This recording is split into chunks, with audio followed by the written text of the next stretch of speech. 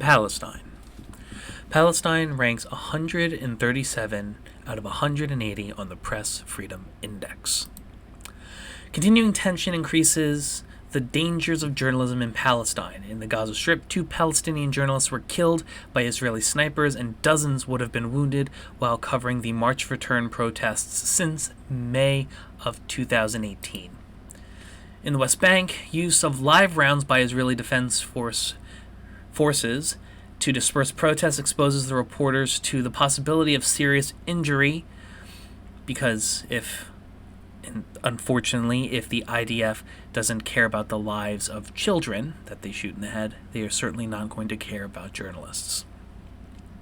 At least 3 Palestinian journalists have been permanently lost the use of an eye. This way, the Israeli forces have continued to subject Palestinian journalists to arrests, interrogation, and administrative detention, often without any clear grounds. In recent years, the Israeli authorities have also closed several Palestinian media outlets for allegedly inciting violence. For journalists, the price of the political rivalry between the Fatah and Hamas in Palestinian territories includes threats, heavy-handed interrogation, arrests without charge, intimidatory lawsuits and prosecutions, and bans on covering certain events.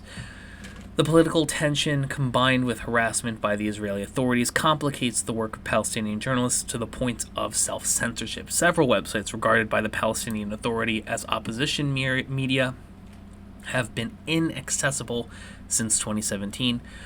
Online platforms such as Facebook and Twitter are also sometimes censored.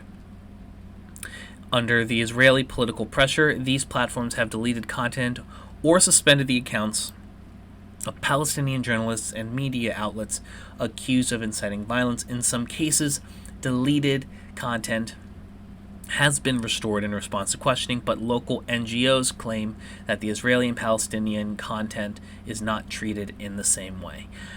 Not also to mention the fact that the IDF bombed a building where Palestinian and international media who were not covering the conflict favorably in Israel's favor, they blew it up to stop negative coverage.